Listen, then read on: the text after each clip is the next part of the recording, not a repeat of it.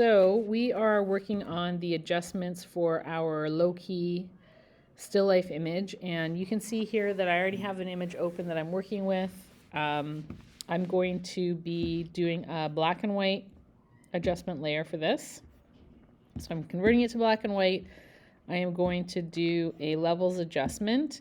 And with the low-key image, you can really tell if it is, in fact, low-key when you're looking at the histogram in levels. And you can see here that the mountain that sort of reflects the different values in the image is heavily weighted to the left above the dark values. So when we do our adjustments here, we're really kind of shifting the sliders substantially. And we want to keep that dark overall tone, but we do want to have the white slider showing the white values in the image. So I've just moved things over to do that. And you can see the difference, right? I'm getting that sharper, greater expression of form, etc.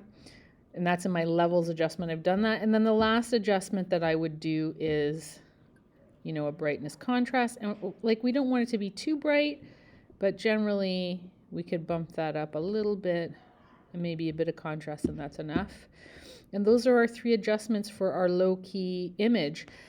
If you were to open up your image and look at your levels and you're not seeing the representation of that, I don't know why it's not letting me on here. If you're not seeing in your adjustments that the levels histogram is skewed to the left over the dark values, that's a little bit of information for you saying that maybe this is not in fact enough of a low-key image for you to use. So you do want to look for something where you're seeing the representation skewing to the left. It doesn't have to be as exaggerated as this, but you should see a little bit of that. Okay, and then of course you're going to save it as a JPEG, so that you'll be able to, actually, you know what?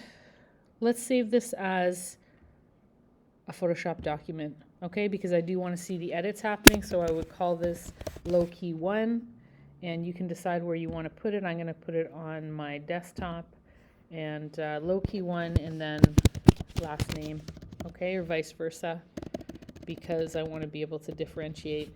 And we're going to aim to have 3 of these.